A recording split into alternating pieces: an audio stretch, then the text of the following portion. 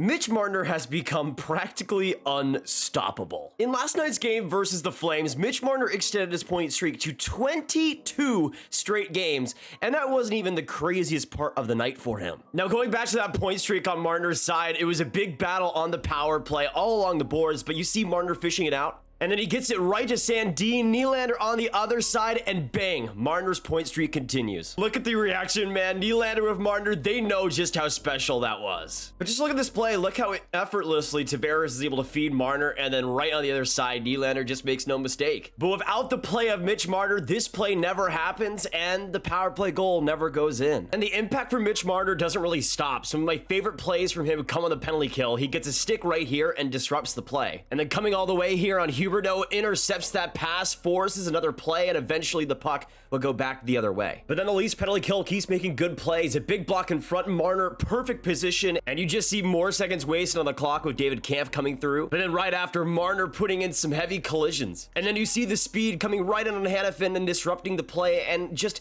wasting even more time. The Leafs getting a little bit of penalty trouble, and Marner's back there on the PK ready to do some work. Look at this opening faceoff. Kampf gets it, and Marner right up the chute. Just so much wasted time getting the puck around. 3 different guys still keeping it going, still in the corner. And pretty much all by himself, 20 seconds wasted on the Calgary Flames power play. And I honestly feel pretty bad because the Flames would end up scoring on this power play with Marner on the ice, but let's be honest, it was all Matt Murray. But of course, the major play would come in overtime on the power play. Mitch Marner drives in all alone, shoots, gets his own rebound, and scores. And look at that friggin' celly. Marner with another great, fantastic overall game and puts the Leafs on his back. And you just look at this play, it all starts with Mitch Marner. And of course, you just have to look at the replay. Mitch Marner all alone, getting his own rebound and knowing all where to be, and just a perfect play by him. And now we can take a look at the longest point streaks in NHL history, and you only have to go down a little bit to number 23, with Mitch Marner having the 23rd biggest and highest point streak in NHL history up to this point with 22. And among active players, only Patrick Kane and Sidney Crosby, 2 pretty decent guys, only ahead of him. And you look at the Leafs schedule as well to tie maybe Sidney Crosby's 25 game point streak. You have the Ducks, which, let's be honest, he's going to continue the point streak. The Rangers might be a little bit of a problem, potentially with Igor Shesterkin, and then you got the Washington Capitals, but it's completely doable. And with how dominant Mitch Marner has been, it's perfectly plausible that he could get to 25.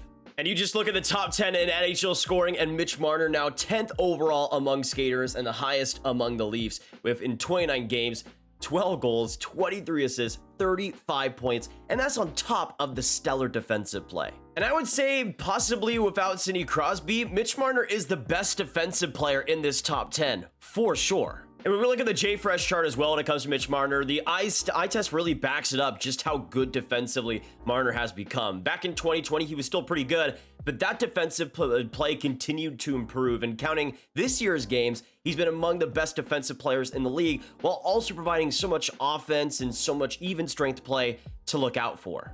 Now, it's crazy to think that Mitch Marner can be so good on offense, have this point streak, but also provide amazing defensive results. But when you watch him, it really isn't a surprise. On this 5-on-3, it was 3-0 Toronto, 2-man advantage for Dallas, and it goes exactly the worst way possible for Toronto. You see this shot by Jason Robertson. Immediately, Mitch Marner's stick breaks, and you think, oh gosh, they're absolutely going to score here. There's no way they're not going to be able to. But then you just continue to see the play happen, and Mitch Marner and the Leafs get out of it somehow, some way. And then next up, Jason Robertson shoots right into Marner's leg, blocking a big shot, and then Rupe Hintz has to take the shot, and then the flurry of chances where they're all diving out for it, and then Mitch Marner coming for the rescue, going right on that puck and getting the whistle. This is the type of effort that Mitch Marner gives for the Leafs, and you just see it every single game. Especially this year where he's just been on a monster tear in every single part of the game. But that effort is always there. You have this part in the Buffalo Sabres game where he's right in the corner, digging play out, is right in the floor, but then the puck gets loose and right there, huge hit in the corner. But then he gets right up and on Brisson just lays out a huge hit in the corner. And Mitch can even be physical on the power play when he wants to. Look at this puck in the corner, it goes right for the hit,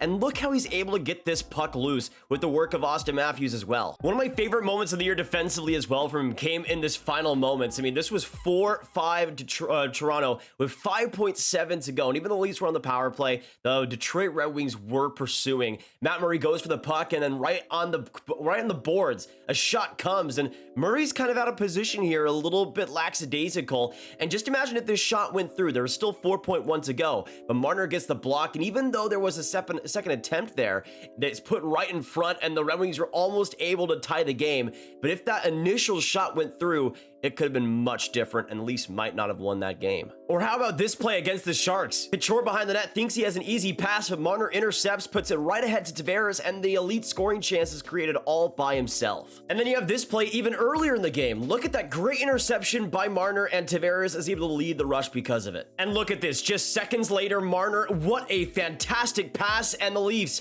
are almost able to score as well. Honestly, it's a crime they didn't, because Marner was just a monster on this shift. We're gonna be talking about takeaways. Let's look at one of his best plays of the entire year. Puck battle right on that left side, and Matthews battling with 3 goal knights on him. Marner coming in right into the play is somehow able to just strip this puck by, get around another defender in Waugh, come right in and score, and just one of the most beautiful plays you will ever see. And then one of my favorite goals by the Leafs just in general this year, you look at Marner right behind the net, and he's just looking, he's surveying, he loses an edge, but is still able to pass it to Tavares for the scoring chance. It leads to a bad pass by the Kings, and Marner is able to intercept and blast it for a big goal. And you just look at the Toronto Maple Leafs, and right now, their most valuable player is Mitch Marner. Although Austin Matthews might have won the MVP last year, in almost every single game, Marner has been the guy. And there might have been some points in which Mitch Marner was not worth that $10.9 million contract, but really last year, this year especially, he's been worth around that contract, and for the Leafs,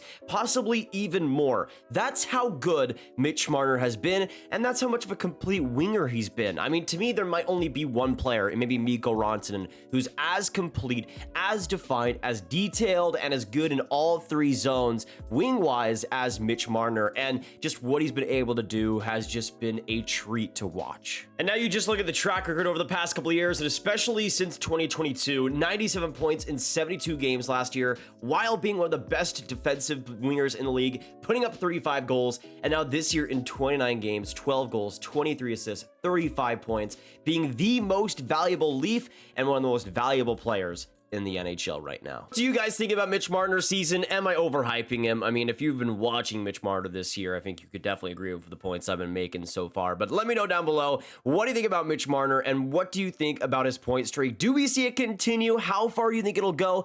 Let us know down below. And of course, subscribe. Hit that like button, hit that notification bell for more breakdowns just like this. You guys enjoyed the Tage Thompson one, so I'm happy to be back for more. Hopefully we can keep doing more like these because it's super fun to make. But of course, hit that like button, hit that subscribe button if you haven't. Comment down below all your thoughts. Share the video with all the hockey fans you guys know online. Get the Marner love out there because people really do need to appreciate just how good he's been, especially this year. And of course, make sure you click the card up there for all of my hockey talk right in one playlist. My name is Nathan. Have a fantastic friggin' day, and I will see you in the next one.